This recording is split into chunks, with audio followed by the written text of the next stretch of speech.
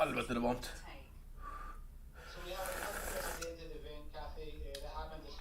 Nei! Jeg tror jeg sølte kakao. Ja, jeg får se etterpå.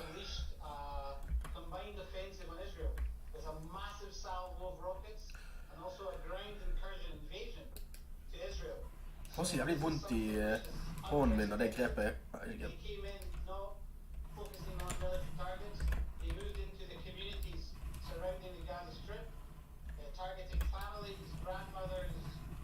Nei! Åh!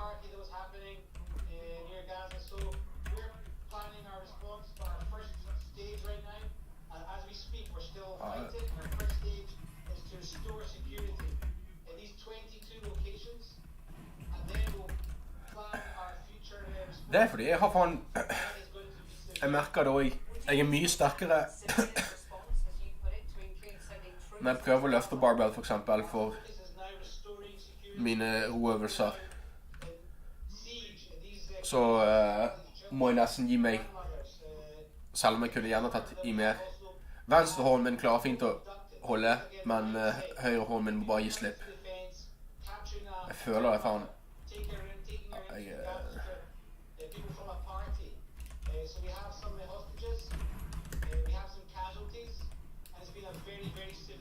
Wow. Ja, ene teammaten... Ja, han faen boom-rushet alle. Han trodde han var så god bare før vi tok det tidligere. Hva faen?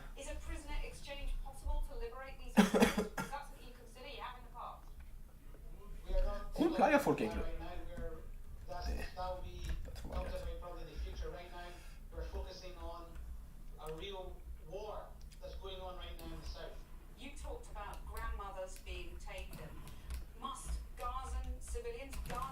Åh, hvorfor bommer jeg så jævlig mye? Jeg skylder på at jeg nettopp trente.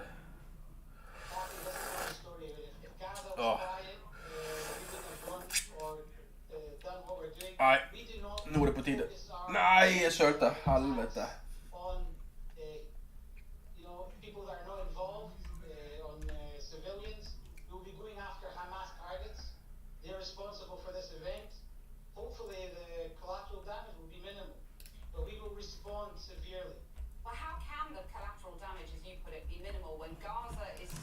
Åh, bro, er ingen teammates igjen?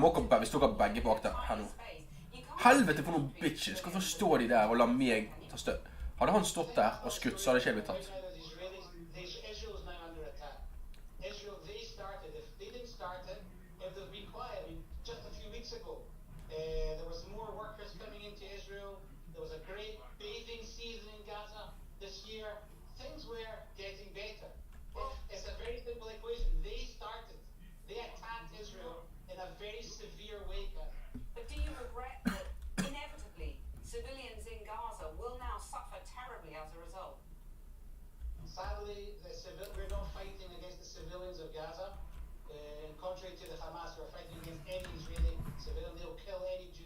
Hvor faen? Jeg kan ikke se her nå.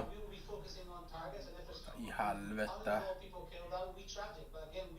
Han stod rett bak meg. Han hadde sånn handcannon. Se nå. Nei, men hva faen? Han har fått 0 sniper kills for faen. Aldri fått en kill med en sniper, og likevel skal han bruke han. Han ble sikkert knust. Han ble dønn knust og sa, nå skal jeg gjøre det samme. Og så bare skjer det ikke.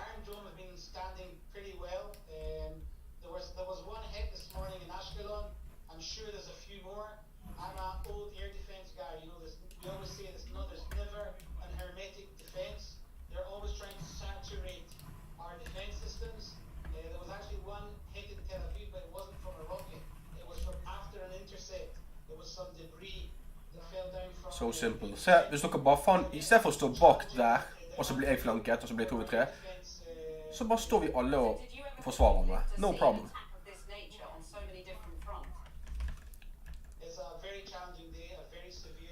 Faen, nå føler jeg vi taper. Fordi hvorfor ikke?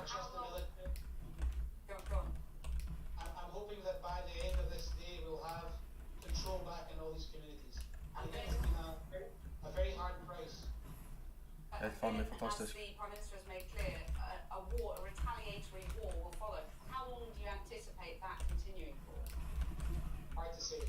Å, herregud, altså.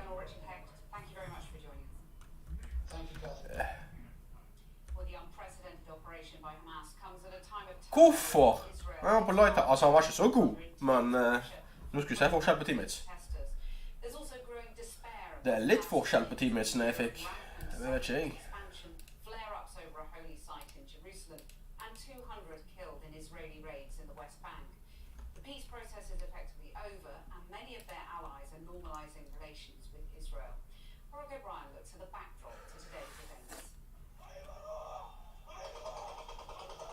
War begets war, it feels like it's spawning at an alarmingly bloody rate across the globe. Today's attack on Israel, though, both a long time coming and in a form no one was expecting. Especially, it would appear, Israel itself. So, how did we get here? Yesterday, the burial procession of a 19-year-old Palestinian on the West Bank, that, as is often the case, morphed into violent protest. Not counting today's bloodshed, nearly 200 Palestinians have been killed in fighting this year, the highest death toll in almost 2 decades.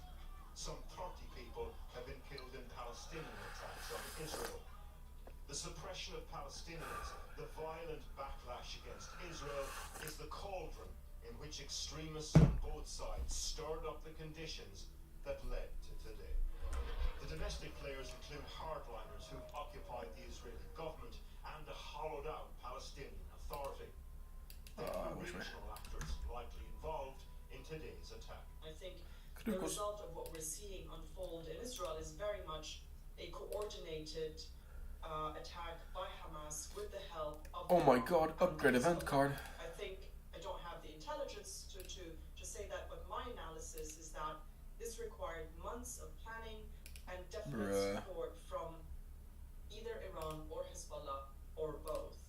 In a statement, Hezbollah said it is in, quote, direct contact with the leadership of the Palestinian resistance and praised Hamas's attack as, quote, decisive response to Israel's continued occupation and a message to those seeking normalization with Israel. Here's what they're referring to. The blessing of a new Middle East between Israel, Saudi Arabia, and our other neighbors. Prime Minister Netanyahu heralded the possibility of normalized relations with Saudi Arabia at the UN recently, something Iran and Hezbollah see as, among other things, a betrayal of the Palestinian cause. So much of how the region responds will be down to the ferocity of Israel's reaction. And is there a world in which this could be the start of a series of united, coordinated attacks by Israel's enemies? The Iranians and Hezbollah are going to be very wary about opening another front that risks seeing massive Israeli retaliation against what is, in essence, the back office for now for the Palestinians operating in Gaza. Proxies are always players in this part of the world. Jeg visste han var bak meg, men faen. Han er confident I snipesene.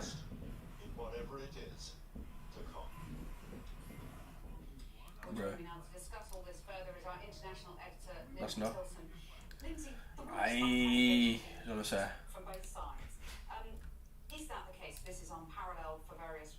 Hvorfor må komme vi opp mot duos? Jeg vet teamets minimum. 2021. There was a 10-day battle, if you can call it that, or clash between Hamas and the Israelis. In those days, the Hamas fired 4,300 rockets. Already more than 3,000 have been fired from the Gaza Strip into Israel in one day. So I think that shows you that this Hamas attack is on a much greater scale than we've seen before. And wow. this level of Okay, coordination by Hamas, that the way they managed to get in, to infiltrate, they've taken 54 hostages. This is unprecedented. And some of those hostages have been taken back to Gaza. Now, in the past, you had Gilad Shalit, one soldier who was taken hostage, and that took years for the Israelis to negotiate his release. And now, if we're talking about, we don't know how many are in Gaza. So that again is unprecedented. And also the way this has taken Israel by surprise. What was going on? There are some reports that Prime Minister Netanyahu too many. Ok, kun treffer ingen av de skuddene. West Bank, where there've been a lot of problems recently, and taken the eye off the ball in the south. But that is also unprecedented. Something so big, which the Israelis just didn't see. And you talk about the hostages being taken back to Gaza. Might that affect the Israeli response, do you think? Well, definitely. What Hamas is saying is that the hostages are being held in their tunnels in other facilities. Now, obviously, the Israelis do know where some Hamas facilities are, and they want to bomb those facilities. But if those facilities have got Israeli civilians or soldiers, then obviously that makes a difference, which is why the hostages were taken in the first place, as well as in order to try and swap them for Palestinian prisoners in Israeli jails. But from what we've seen already, Man, du må gå og rive av hverandre. we've seen that the Israelis Du må are ikke meg, ikke meg. bombing Gaza. Oh my god, bro. And, you know, this is Åh, du burde ha visst. Du måtte revive han, ikke meg. Civilians and citizens killed. I helvete, hvordan er folk så gode? This again is a much higher death toll on the Israeli side than we've seen before. Hvor mange kills har han? Briefly, what now? Han har ikke mange kills. Have the possibility of negotiating. That's Qatar and Turkey. The Hamas to talk to those countries, but there is no. Det er litt søs å være så god, men ja. Hamas and Israel, and the Palestinian leadership is sclerotic. It's weak. It has no legitimacy. There are no peace talks. Oh, fuck. It's very hard to see how this comes to an end quickly, and how such a mediation could take place in the next few days. Lindsay, thanks very much for joining us with that analysis. Oh, fuck. Well, Gaza has been under bombardment all day, leaving its residents fearful about what the night ahead will bring. This was the scene just a short while ago as more airstrikes light up the sky. Targets have included high-rise buildings housing families, as well as offices used by Hamas. One strike came as I spoke to Gaza-based activist and journalist Noor Swerve. Jeg mener, de har vel uansett for Thunder Crash. And asked her to describe the situation right now in her Han name. får det sikkert nå. So the situation is very terrifying, in fact, now because it's almost 12 hours since the Ok, hvordan kan du være så... Nei. started. Så det tror jeg ikke på engang. At 6:25. Han treffer jo alle skuddene sine. Like a surprise happening, and we were completely shocked. I assume you haven't tried to go out in that situation, but are you hearing constant missile strikes? For sure, This is for yes, incomplete I match really nå. because I have kids, so I have to keep them safe. Jeg tror ikke jeg har tid til å gå fra... Jo, men... That all is, Jeg orker ikke. Nå gjør jeg... Det bare går ikke. everyone here in Gaza is waiting for his destiny, maybe if he will stay alive or not. The Israelis say, you know, this was an unprovoked attack. I know Hamas says there has been plenty of provocation. But do you fear now that ordinary Gazans are going to pay the price for potentially Hamas overreaching themselves?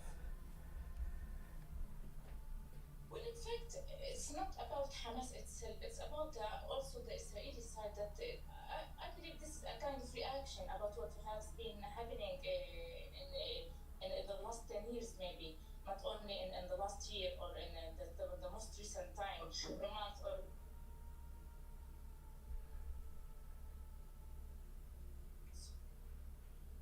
So, was that a missile strike? Yes. Okay. So. We can't hear it here. Describe what just happened to us if you can.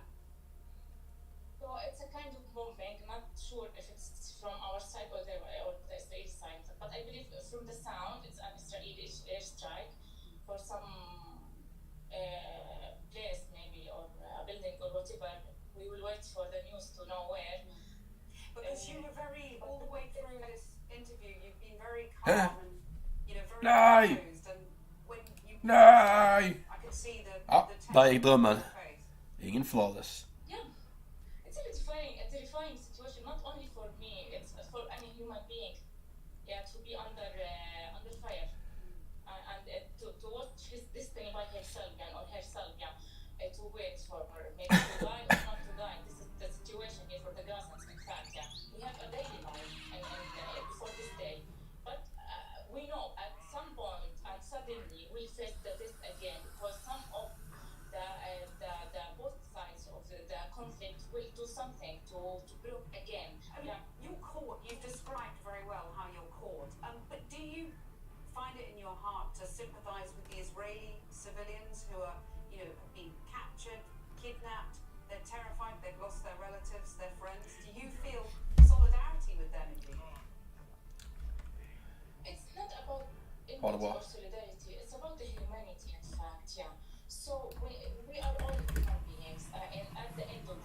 Ah, jeg var så low! Ok. But, Buzzard, the- det er respekt. with the civilians should be respected with these Skulle til å si vi rules har ikke en and, Titan, og så bare jo.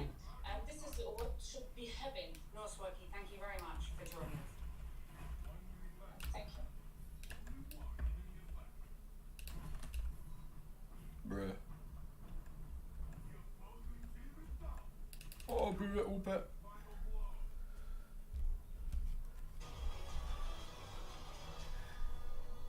Er liven over? Åja.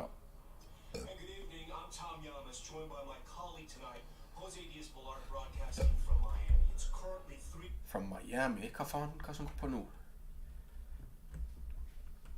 Aldri se en livestream fra en nyhetskanal.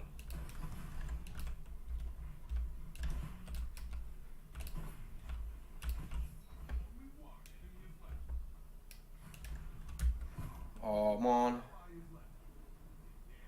Her har du. Bruh.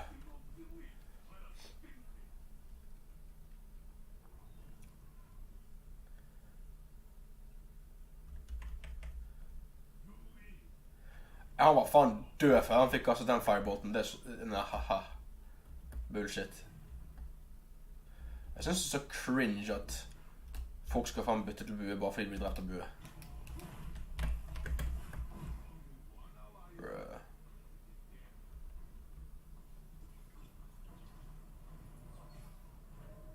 Ja, ser du, med en gang én bruker bue, så skal alle bruke bue. Dere er så cringe.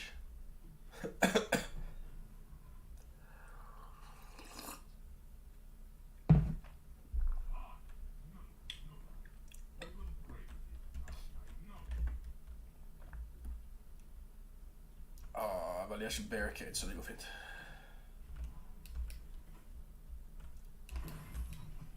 Oh my god, bue OP, burde... Kjell for.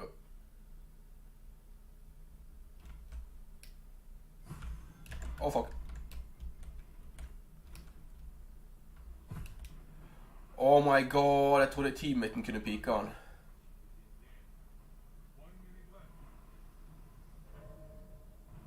Åh, han har faen true. Åh nei, han kunne jo se meg. Jeg glemmer at det faen sånn wish under er.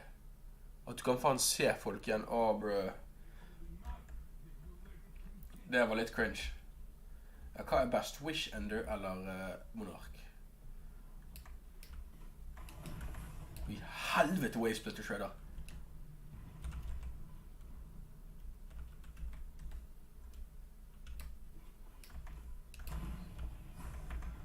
Hva ble jeg truffet av?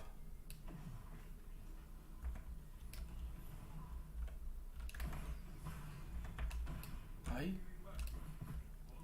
Åh, det er så OP! Jævla healing rift.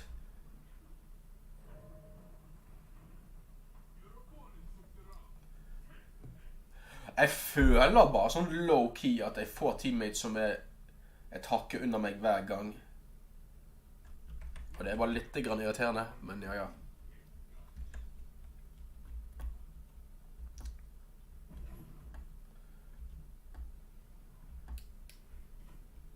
Gidder jeg å prøve å matchmake med noen. Sånn som det. Hvorfor tar ikke du han før jeg tar skade? Sånn.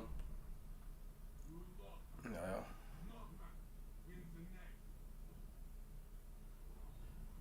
Helvete, Wave Splitter Shredder, faktisk. Hvis du bruker det og en bue, ja. La meg gjette. Well. Jeg er ikke sniper, så det er for så vidt ganske trygt å bare stå sånn. Nope.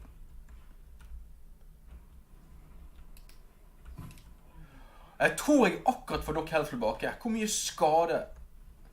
Må se, sjekke. Oi, kjenner det. Kan vi også tok meg?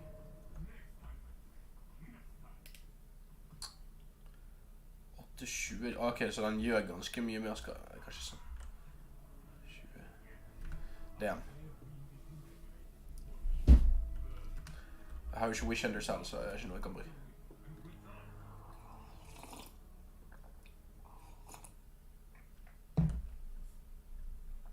Jeg mener, Monark har nei! Ja.